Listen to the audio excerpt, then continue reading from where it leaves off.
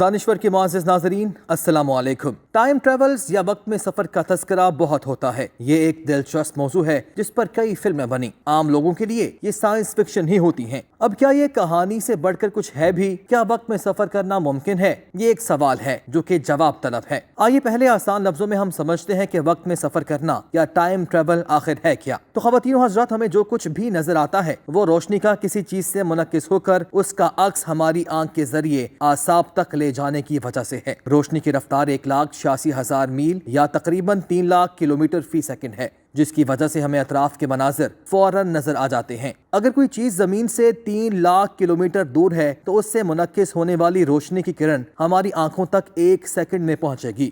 اس طرح ہمیں وہ چیز 1 سیکنڈ پہلے والی دکھائی دے گی۔ سورج کا فاصلہ زمین سے 150 ملین کلومیٹر ہے اور اس کی کرن ہم تک تقریباً 8 منٹ میں پہنچتی ہے۔ دوسرے لفظوں میں ہمیں سورج جو دکھائی دیتا ہے وہ 8 منٹ پہلے کا ہوتا ہے۔ دوستو، ٹائم ٹریول کو سمجھنے کے لیے فرض کریں اگر ہم روشنی کی دگنی رفتار سے سورج جتنے فاصلے پر موجود کسی ستارے یا سیارے پر جا کر پلٹ آئیں تو ہمارا جانا 4 منٹ میں اور واپسی بھی 4 منٹ میں ہوگی اور کل سفر 8 منٹ میں ہوگا۔ لیکن دلچسپ بات یہ ہوگی کہ زمین پر پہنچ کر ہم خود بھی اپنے آپ کو واپسی کا سفر کرتے ہوئے دیکھیں گے۔ وجہ اس کی یہ ہوگی کیونکہ روشنی کی وہ کرنیں جو ہم سے ٹکرا کر منعکس ہو کر ہماری متحرک تصاویر یا امیجز لے کر زمین کی طرف آ رہی تھیں، ان کو تو قدرتی طور پر ہماری آنکھ تک پہنچنے میں 8 منٹ لگنے ہیں، جبکہ ہم ان سے 4 منٹ پہلے روشنی کی دگنی رفتار کی وجہ سے زمین پر آ گئے۔ اس طرح ہمارے متحرک عکس قدرتی وقت میں یعنی 8 منٹ میں ہماری آنکھوں میں داخل ہوں گے، جس کی وجہ سے ہم خود کو دیکھ رہے ہوں گے۔ یہی مستقبل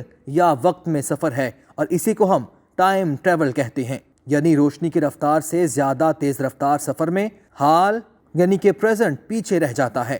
دوستو، اب سوال یہ ہے کہ کیا ایسا ممکن ہے کہ انسان وقت میں سفر کر سکے؟ تو دوستو، جن چیزوں کے بارے میں سائنسدان آج مان رہے ہیں، آج سوچ رہے ہیں، وہ باتیں ہمیں 1400 سال پہلے معلوم ہو چکی ہیں، اور اسلام کا سب سے بڑا ٹائم ٹریول کا واقعہ معراج مانا جاتا ہے۔ اگر ہم اس معجزے کو سائنس کے جدید قوانین اور اصولوں پر پرکھیں تو ان لوگوں کے لیے سمجھنا آسان ہو جاتا ہے جو سائنس کی وجہ سے دین پر ایمان رکھنا چھوڑ دیتے ہیں۔ بہت سارے لوگ جو معراج کے ماننے سے انکاری ہیں، ان کا پہلا سوال یہی ہوتا ہے کہ کیا ایسا ممکن ہے کہ رات کے کچھ لمحوں میں آسمانوں کی سیر کی جائے؟ ایک کہکشاں سے دوسری کہکشاں جانے کے لیے سب سے تیز ترین روشنی کی رفتار سے بھی اگر سفر کیا جائے تو لاکھوں کروڑوں نوری سال درکار ہوں گے۔ اس سے پہلے کہ ہم سائنس کا ذکر کریں، ہم پہلے سمجھتے ہیں کہ اسراء و معراج ہے کیا۔ جیسا کہ اللہ تعالیٰ نے سورہ بنی اسرائیل کی پہلی آیت میں فرمایا، پاک ہے وہ اللہ تعالیٰ جو اپنے بندے کو رات ہی رات میں مسجد حرام سے مسجد اقصی تک لے گیا، جس کے آس پاس ہم نے برکت دے رکھی ہے، اس لیے کہ ہم اسے اپنی قدرت کے بعض نمونے دکھائیں۔ یقیناً اللہ ہی خوب سننے دیکھنے والا ہے۔ دوستو، آج سے 1400 سال پہلے ایک جگہ سے دوسری جگہ جانے کے لیے صرف گھوڑے اونٹ کی سواری موجود تھی، اور گھوڑے اونٹ پر سواری اگر مکہ سے یروشلم کریں تو تقریباً 30 سے 40 دن درکار ہوں گے۔ لہٰذا اللہ نے اپنے نبی کریم صلی اللہ علیہ وآلہ وسلم کے لیے وہ سواری بھیجی جس کی رفتار روشنی یا روشنی سے بھی تیز تھی، جسے البراق کہا گیا۔ براق ماخوذ ہے برق سے، اور براق اسے کہتے ہیں جس کا مطلب بجلی یا روشنی کی رفتار سے چلنے والی شے یا جاندار ہے۔ اس براق کی سواری پر مکہ سے بیت المقدس کا سفر پلک جھپکنے سے بھی تیز ثابت ہوا، کیونکہ یہ سواری روشنی کی رفتار سے سفر مکمل کرتی تھی۔ اب سوال یہ ہے کہ کیا ایک انسان اتنی تیز رفتار برداشت کر سکتا ہے؟ تو اس کا جواب بھی ہمیں حدیث میں ملتا ہے۔ آپ صلی اللہ علیہ وآلہ وسلم نے فرمایا کہ معراج پر سفر سے پہلے میرے پاس جبرائیل علیہ السلام آئے اور میرا سینہ چاک کیا، میرے دل کو نکالا اور ایک سونے کا تشت لایا گیا جس میں ایمان بھرا ہوا تھا، میرے دل کو اس میں دھویا گیا اور واپس میرے سینے میں اسے رکھ دیا۔ یعنی سینہ چاک کر کے دل کو اللہ تعالیٰ نے اتنا مضبوط فرما دیا کہ آپ صلی اللہ علیہ وآلہ وسلم کو روشنی کی رفتار برداشت کرنے کی طاقت عطا فرما دی۔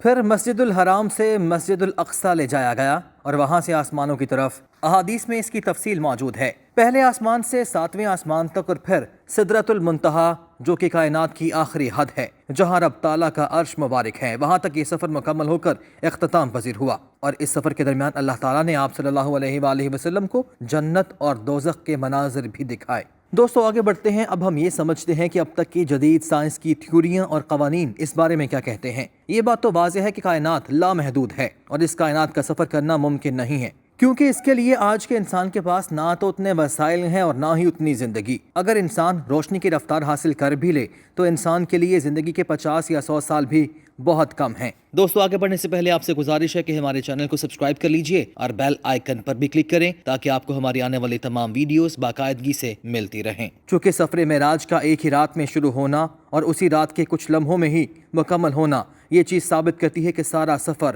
براق پر بھی ممکن نہیں، کیونکہ براق اگر روشنی کی رفتار سے چلے تو تب بھی سدرۃ المنتہا تک کے سفر میں اربوں نوری سال درکار ہوں گے۔ تو سوال یہ پیدا ہوتا ہے کہ آخر یہ کیسے ممکن ہوا؟ اس سوال کا جواب ہم اس وارم ہول تھیوری سے لیتے ہیں۔ وارم ہول کو مختصر الفاظ میں یوں بتایا جاتا ہے کہ وہ شارٹ ٹرم یا شارٹ کٹ راستہ ہے کہ جس کے دروازے کے اندر قدم رکھنے کے بعد ہم کچھ ہی سیکنڈز میں اگلی کائنات میں داخل ہو چکے ہوں گے۔ دوستو، قرآن پاک کی کچھ آیات وارم ہول کی طرف اشارہ کرتی ہیں، جیسا کہ اللہ تعالیٰ فرماتا ہے، سائل پوچھتا ہے کہ عذاب کب واقع ہوگا ان کافروں کے لیے جسے ہٹانے والا کوئی نہیں، اس اللہ کی طرف سے جو معرج والا ہے، سیڑھیوں والا، جس کی طرف فرشتے اور روح چڑھتے ہیں، اور اس ایک دن میں جس کی مقدار 50,000 سال ہے۔ اس آیت میں اللہ تعالیٰ نے واضح فرما دیا کہ اللہ تعالیٰ تک پہنچنے کا راستہ جو ہے اسے المعرج کہا گیا، جو معراج سے بھی اخص ہے۔ یہ وہ آسان رستہ ہے جو دنیا کے حساب سے 50,000 سال کا سفر ہے، لیکن اسے ایک دن کے برابر کر دیا گیا۔ یعنی اس آیت میں واضح اشارہ ہے کہ اللہ وارم ہول کی طرف اشارہ فرما رہا ہے۔ اس آیت میں ذکر فرشتوں کے سفر کا ہے، لیکن یہی راستے نبی کریم صلی اللہ علیہ وآلہ وسلم کو معراج کرانے کے لیے بھی استعمال کیے گئے۔ اللہ نے قرآن میں ایک اور جگہ اور اس راستے یعنی وارم ہول سے متعلق فرمایا، ترجمہ، اور اگر ہم ان پر آسمان کا دروازہ کھول بھی دیں تو یہ وہاں چڑھنے بھی لگ جائیں گے، تب بھی یہی کہیں گے کہ ہماری نظر بندی کر دی گئی، بلکہ ہم لوگوں پر جادو کر دیا گیا۔ خواتین و حضرات، اللہ تعالیٰ نے انتہائی واضح طور پر ان راستوں کا ذکر کیا ہے جسے فرشتے ایک آسمان سے دوسرے آسمان کی طرف جانے کے لیے استعمال کرتے ہیں، اور یہی وہ دروازے ہیں جو وارم ہول کی تھیوری میں مذکور ہیں۔ اور اگر ان کے دروازے کو ایک قدم پھلانگ کر آگے بڑھیں تو کچھ ہی سیکنڈز میں ہم دوسری کائنات میں منتقل ہو چکے ہوں گے، یعنی ہزاروں سال کی مسافت صرف چند ہی سیکنڈز میں طے پا جائے گی۔ سفر معراج میں نبی کریم صلی اللہ علیہ وآلہ وسلم نے بھی انہی آسمان کے دروازوں کا ذکر فرمایا ہے، یعنی پہلے آسمان کا دروازہ کھلا، پھر دوسرا، پھر اسی ترتیب سے 7ویں آسمان کا دروازہ۔ یعنی وارم ہول کی اس تھیوری سے یہ مسئلہ بھی حل ہو گیا کہ جن آسمانوں پر چڑھنے کے لیے اربوں نوری سال درکار تھے، انہیں وارم ہول کی تھیوری سے چند ہی سیکنڈز میں حل کر دیا گیا۔ اور خواتین و حضرات، جب آپ صلی اللہ علیہ وآلہ وسلم سفر معراج کے بعد واپس تشریف لائے تو زمین پر وقت وہی تھا، یعنی ساکت اور ٹھہرا ہوا تھا، حالانکہ آپ بہت طویل وقت یہاں سے غیر حاضر رہے تھے۔ عام علم والے کہتے ہیں کہ یہ ایک ناقابل یقین بات ہے، لیکن اس کو ایمان اور معجزے کے ضمن میں لوگوں نے قبول کیا۔ اب اس دور میں علوم کی ترقی سے ظاہر یہی ہوتا ہے کہ آپ صلی اللہ علیہ وآلہ وسلم نے روشنی کی رفتار سے بھی بہت زیادہ سفر کیا، اس لیے زمین پر وقت نہیں گزرا اور آپ صلی اللہ علیہ وآلہ وسلم واپس آ گئے۔ گویا سفر معراج میں کائنات میں رواں عظیم تر اور ہر انسانی سائنس کو مغلوب کر دینے والی سائنس کی قوت کا ایک مظاہرہ ہوا، جس کو جدید انسانی سائنس ابھی بھی سمجھنے کی کوشش کر رہی ہے۔ دوستو، قرآن کریم میں اس سفر کا تذکرہ قرآن کے الہامی ہونے کی روشن دلیل ہے۔ ایک نقطہ قابل غور یہ بھی ہے کہ اگر قرآن کسی انسان کی تحریر ہوتا تو وہ شخص ایسی انہونی بات جس کو عام انسان قبول نہ کرے کیوں لکھتا؟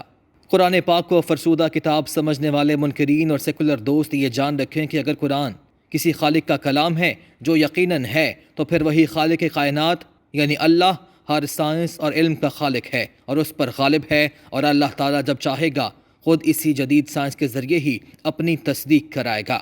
اسی قرآن پاک میں اللہ تعالیٰ نے فرمایا ہے، اور ہم انہیں ان کے اندر اور آسمان میں اپنی نشانیاں دکھائیں گے، یہاں تک کہ ان کے سامنے عیاں ہو جائے گا کہ یہی برحق ہے۔ کیا یہ بات کافی نہیں کہ تمہارا رب ہر چیز کا شاہد ہے؟